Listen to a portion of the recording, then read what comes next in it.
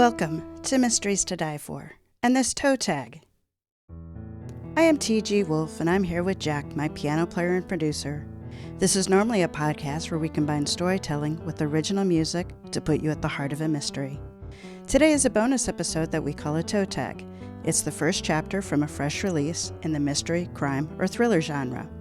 And today's featured release is Crime Writer by Vinnie Hansen. All right, and I'm proud to say that yet again we are going to actually do the first chapter. What's this make, like 2 in a row?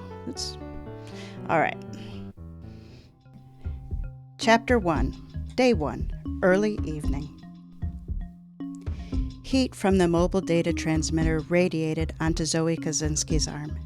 The interior of the patrol car cooked, muggy and close. September brought the hottest weather to the central coast of California. Anxiety about fires flaring as the oak leaves curled and the undergrowth crisped. Thankfully, Officer Austin kept the windows of the patrol car open even as the sun started to set.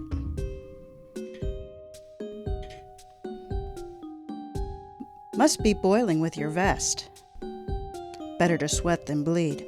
Austin's profile was sharp angles, pointed nose, strong chin. How much does that thing weigh? Zoey already knew, but the officer didn't seem talkative. She needed to crack the facade and dig out some grist to apply to Officer Horn, the character in her book. Her stalled, barely started book. 6 pounds. Officer Austin rolled along Scenic Drive, a main thoroughfare through Playa Maria County. Zoey wished they could listen to music, something to go with driving on this sultry evening. Maybe Ella Fitzgerald's Summertime. Instead, the police radio spat information, filling the awkward silence.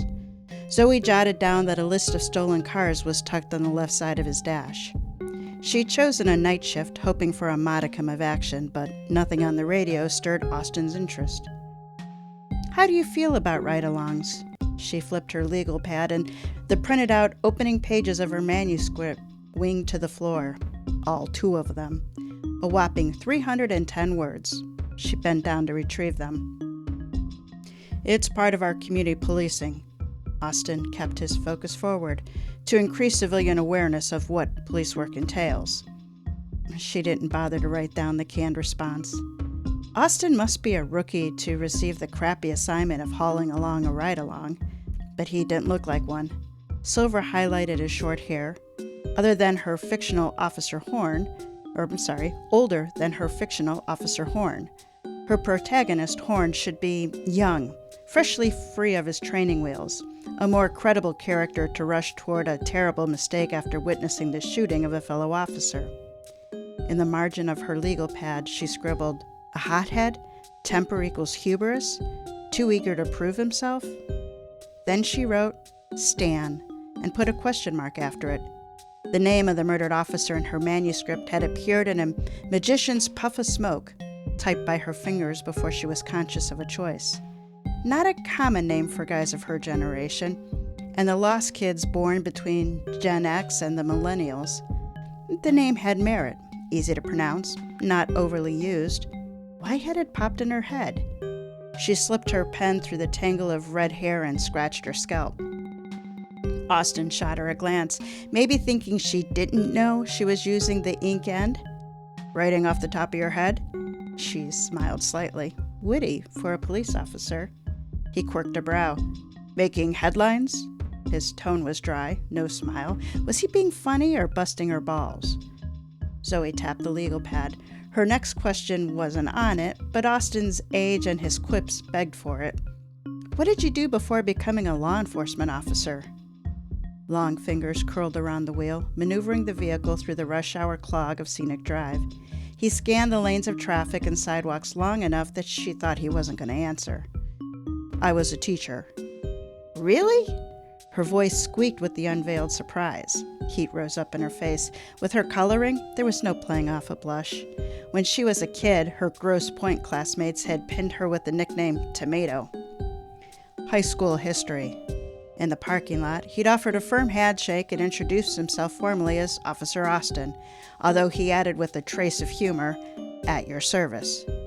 Over 6 feet with ropey muscles, he was a bit old for her, maybe 45, but a hottie nonetheless. That's a strange career trajectory. Not really, he said. In both jobs you deal with a lot of young punks.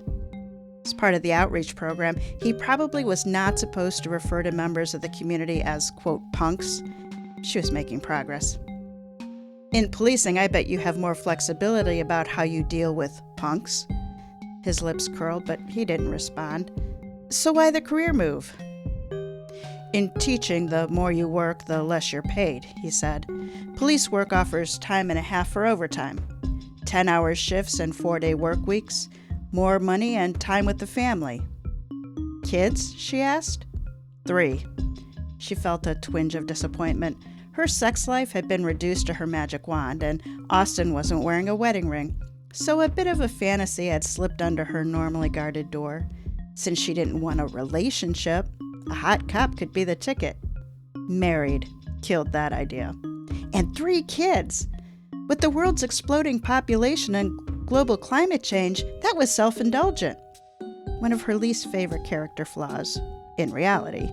In fiction, it was a great character flaw. My wife's the one who should have made the career move to a cop, Austin volunteered. She's a tiger. Can outshoot me. He shook his head in admiration. Another twinge. Zoey had a serious weakness for men who complimented women in absentia. Zoey touched the cool metal of the AR-15 propped in front of the passenger seat. This is some serious firepower. The creases in his uniform lifted infinitesimally, with a hint of a shrug. You should see what they have on the street. So she ran her finger down the list of questions. Nothing so far had gotten the juices flowing. What kind of handgun do you carry? Smith & Wesson. Officers with more seniority get Berettas. The most senior officers have Glocks. Jealousy tinged his voice. But if you want a better gun, you can buy one. I'm looking at a Glock. The crackling voice of dispatch relayed a report of a middle-aged black male dealing drugs in Playa Maria Park. Austin swung off scenic onto a street that cut along the seedier edge of downtown, where the homeless population dwarfed the number of university students. He slowed at the park. Dusk had shifted into darkness, but the streetlights illuminated the perimeter of the grass. Young men played basketball in a well-lit court. A lone man leaning against a light pole straightened at the cruiser's arrival. Austin put the windows up, parked the car, and plucked a wooden baton from the base of his door. Remain in the vehicle. Another patrolman rolled up and joined him. She noted details. Suspect's dreadlocks glisten in the bluish light. Tan pants bag around skinny legs. Austin questioned the man, while the other officer patted him down and dipped into the pockets of his army fatigue jacket. With the windows closed, Zoey sweated. In the end, the man bumped away and swaggered toward the basketball court. Talking together, the officers watched him, then turned in the direction of the vehicle. Austin nodded. The other man laughed. They were talking about her. The inside of the cruiser steamed like a sauna, and Austin was letting her marinate in a patina of sweat. Zoey opened the passenger door, which prompted Austin to step toward the cruiser. Before he plopped into his seat, he thunked his baton into its spot. I asked the suspect if we could search him, and he said no. He started before Zoey even asked, but he had a search clause. Austin cleaned his hands with foam sanitizer. That's a bargain he made for a probation. He relinquished his right to probable cause. Zoey scribbled the information. This was good stuff, strengthening her knowledge of the law. But did you find anything? Maybe he sold out. Dry humor, deadpan delivery, her favorite. To curtail a blush, she cast her eyes to the pocket of his door. Don't most officers these days carry whip batons? He gave her a look. Amazing eyes, way greener than her own. He yanked the baton from its spot and held it across his lap, the top grazing her thigh. Phallic symbol for sure. The air inside the car shifted subtly. See all those nicks? He said. My TO gave this to me. Said the riffraff on the street noticed the dents. They're mostly from getting in and out of the car, but hey, he returned the baton to the door pocket. They don't know that. He gave his hand a second squirt of the sanitizer. I'll tell you one part of this job I don't like. The grime. You'd have to get up close to appreciate how much that guy, how grubby he was. Austin started the car. To tell you the truth, I'm more afraid of an accidental needle poke than getting gunshot. Was he dealing? I imagine. Austin put down the windows. Fresh air rushed into the compartment. He doesn't have any other means of income. The radio called Austin to roust a panhandler near the entrance to the freeway. Civilian complaint. Austin zoomed back up scenic. At the intersection before the freeway entrance, he stopped at a red light with the rest of traffic. The girl panhandling on the median spotted the cruiser, folded her sign, and meandered down to the sidewalk. Austin turned and rolled along the street across from the girl. In spite of the curvaceous figure packed into tight jeans, with her wavy brown hair hitched into pigtails, she looked all of 15. The girl ignored them. Zoey twisted toward Austin. Are you going to stop? She's not doing anything illegal now. She didn't even jaywalk. He sped up. We got her off the median. Yep, sure did. He knew, and she knew, that as soon as they were out of sight, the girl would return to her spot. How do they negotiate spots? She wrote. First come, first served? If she asked Austin about the girl, did he know her? What's her story? She sensed he'd blow off the questions. The police department had picked the wrong officer to give ride-alongs.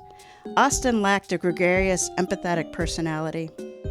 Zoey tried to unpack how she arrived at this conclusion. Maybe because he'd chosen policing over teaching? Police work had to be more frustrating than high school teaching, certainly less rewarding. She shook her head. Don't assume. She asked about the girl.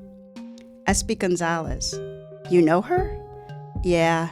His forehead tapped the steering wheel a few times. She lost her baby in that shooting. Oh, that's her? Zoey strained to see the girl disappearing into the darkness. Her tragic case had dominated the front page. Hell of a way to start this job.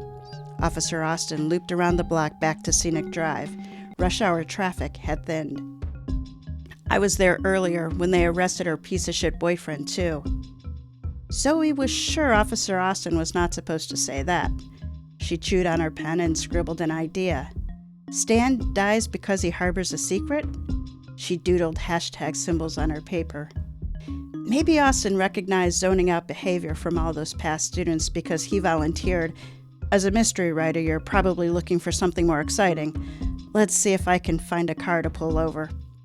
Within 2 minutes, he pointed out a white sedan, burned out taillight. He unclipped a seatbelt. Why are you doing that? She asked. Your car is your coffin. Cop Training 101. If someone jumps out of a vehicle, you don't want to be fumbling with the seatbelt. She unlatched her seatbelt, too. He didn't object. He called on the license plate, citing the letters phonetically. Old model white sedan, make unclear. One male. He concluded the call with their location and lit up the patrol car.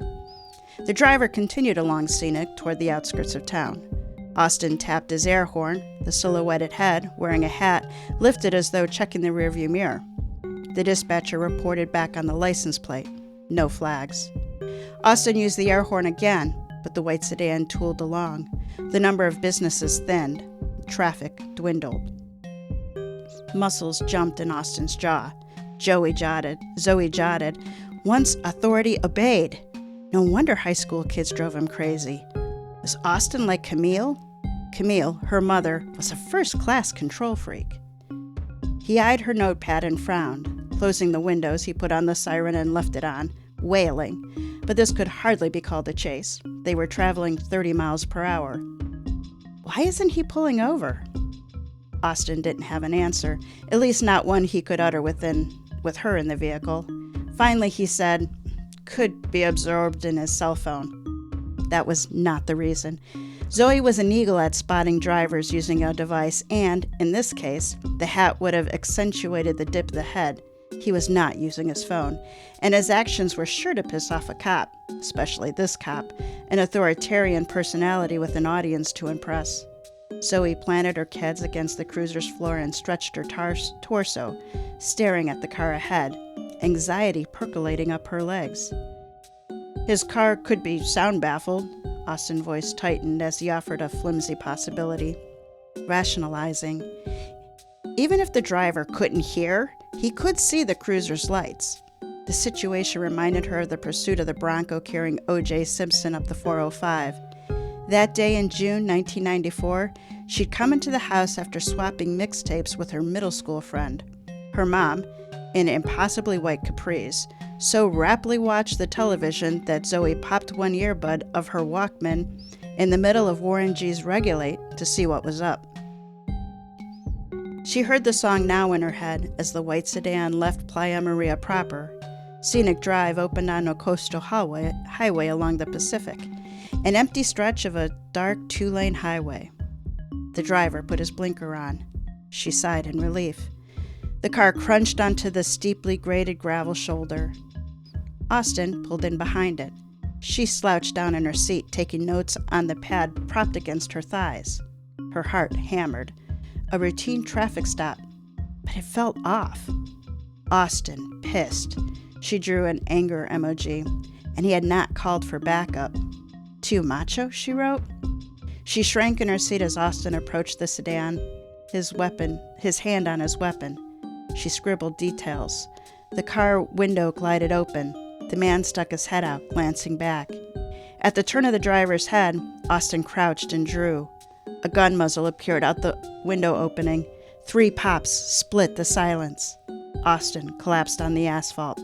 Zoe's stomach lurched. The white car roared to life. Its tires spat gravel and squealed onto the pavement, the back end fishtailing.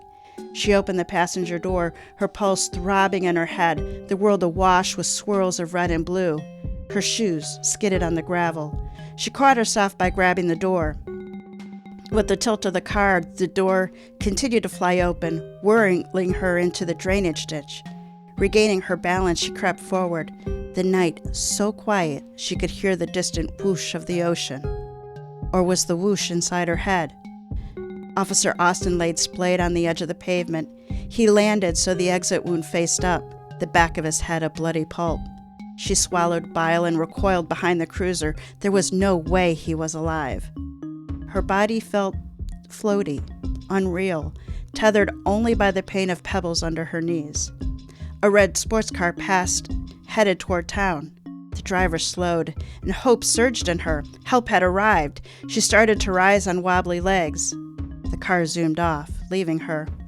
She forced herself to draw a breath, but couldn't get beyond her throat. Austin had been hit close range with something high caliber. Leaving the cruiser door gaping open, she leaned across the seat divider and grabbed the police radio, her hand shaking wildly. She tried another breath, but air kept going in and out in sharp jags. The radio would be faster than her cell phone, skirting any telecommunicator and going directly to dispatch. Officers in the area would hear the transmission. She wanted someone to come right now. The radio suddenly squawked to life in her hands. Her heart slammed into her chest. 555, are you 10-4 on your stop? Hell no, nothing was 10-4. She keyed the mic. Another set of headlights zoomed toward her. Maybe when she'd gotten out, the killer had spotted her and was returning to take care of the loose ends. Her whole body shook. Shrinking down, she identified herself to the dispatcher. The ride-along, the suspicious voice snapped. Where's Officer Austin? He's been shot! An intake of air, a tiny pause. The car in the opposite lane sped by. A white car. Its bright lights were blinding. The driver in too big a hurry to be bothered with the odd appearance of a lone police vehicle at the side of the road, overhead lights flashing. Or maybe the driver didn't slow down because he already knew what was there. Where are you? The dispatcher's voice steeled into all business.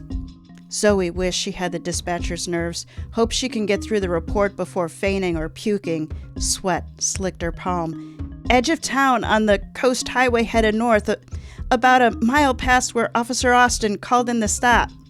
Help is on the way. Stay put. As though she were going to do what? Run up the deserted dark highway?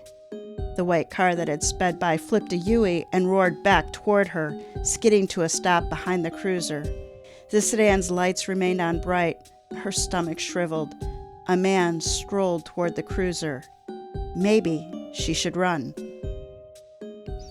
All right, that is the first chapter of Crime Writer by Vinnie Hansen. Heck of a start, wasn't it? I was going to say hell of a start. I guess I can say hell of a start. It's a podcast. Crime Writer is a suspense. Writer Zoey Kozinski is looking for inspiration for her next crime fiction novel, and she's hoping to find it in a ride-along with Playa Maria Police Department officer Stan Austin. That's right, his name is Stan.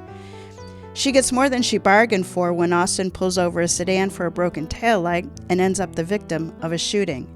Zoey is a witness to the violent crime. The police want to hear what she knows, while the shooter wants to silence her permanently.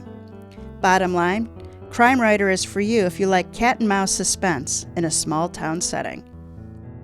All right, let's learn a little bit more here. So Zoey Kozinski is a young writer, and she is finding success with her nonfiction book on California's cannabis trade, as well as her first fiction novel. I don't know why every now and then a B sticks in instead of a V. Now her publisher is asking for book 2, and all Zoey has is, well, I wrote a blank page, but as you guys know, it's 2 pages, 310 words. After the violence during the ride-along, she is afraid and distrusting of everyone and everything. The cops are treating her like a suspect and holding her notes hostage. The Good Samaritan that stopped to help may be stalking her. Someone else may be following her. The officer's wife holds Zoey personally responsible. Her cannabis-growing landlord may be getting into an explosive business, and Zoey is overdue on the first chapter of a new book. That's all. Zoey Kozinski is an average Jane protagonist. She has no special training or skills that equipped her for witnessing the shooting or dealing with the fallout. And while she is the star, the story is about half from her perspective as she works to process the trauma and regain control of her life. Overall, I found Zoey to be likable, especially when she was interacting with her peers. She does have issues with authority figures, her mother, her editor, the police detective, which often doesn't show her in the best light. So the bad guys, I'm not going to tell you who they are, take the lead in the other half of the chapters, so we as readers know who they are, what they did, and what they're planning to do. While their work and goals are at odds with Zoey's, they too have no real special training or skills, so it makes the two sides really pretty evenly matched. You know, every now and then you'll get a more of a David and Goliath type storytelling where somebody has a lot of skills and the other one is really working just on a much narrower set of resources. In this one, even though they come from very different backgrounds, they're much more evenly matched. The storytelling style is a take on a cat and mouse story. So while Zoey is the protagonist, the witness, she is psychologically a victim. She isn't a detective trying to solve what happens, right? She is trying to cope. The bad guys are simply trying to clean up the mess that the shooter made before the cops come knocking on their door. So Zoey has only her resources to use as the hunters draw near. The tension builds nicely as Zoey remembers the details of the shooting, many of which we read here in the first chapter, but she doesn't necessarily remember them when she's being asked later. And she becomes aware of the dangers around her. Standing at the end and looking to the front, as you all know I like to do, the logic of this one stands up very well. It is a linear story. All the characters are reacting to the single spontaneous decision by the shooter. All of their actions and reactions are consistent with the natures, the way that we are introduced to them. If there's anything to pick on in Crime Writer, for me, it's that because this has a small cast, it's only about 10 characters, there is some amount of coincidence at play to keep the story within that. This is one that I read in a single sitting. Granted, I was in the center seat of an airplane. The pages turned easily, with the tension and action keeping my focus on Zoey, while everything else happening in Playa Maria. Suspense lovers will find a lot to sink your teeth into, as will fans of how they're going to catch 'em mysteries, so a little bit more Columbo-esque rather than whodunit. And then cozy thrillers, so not the high-tension, cars blowing up thrillers, but something that edges a little bit more toward psychological. Crime Writer was released from Level Best Books and is promoted by Partners in Crime Tours and is available on Amazon and other book retailers. So let me introduce you to our author, Vinnie Hansen. Vinnie is a Claymore and Silver Falchion finalist, and she is the author of the Caro Sabala mystery series, the novels Lost Star Street, One Gun, and Crime Writer, as well as over 70 published short works. That is an impressive number. She is a member of Mystery Writers of America, Sisters in Crime, and the Short Mystery Fiction Society. A retired high school English teacher, she lives with her husband and the requisite cat in Santa Cruz, California. You can follow her on her website. Wondering what to read after you finish Crime Writer? Partners in Crime Tours is your ultimate destination for all things mystery, crime, thriller, and cozy. Since 2011, they've been working to fill bookshelves with gripping and heart-pounding reads. Discover new mystery series and connect with other fans with Partners in Crime. Look up Partners in Crime Tours on the web or your favorite social media. Links are in the show notes. And authors, whether you're looking to promote your latest thriller, discover a new mystery series, or connect with fellow fans of the genre, PICT has you covered. Check out their promotion options that come with the personal attention of a dedicated coordinator. Okay, next week is a rare week off for Mysteries to Die For. We will be back in 2 weeks with another toe tag review of a new book. And then Season 9, Stuff That Can Kill You, begins dropping January 9th. Happy holidays to all. May your season be filled with the best kind of mysteries. All right, Jack, take us out.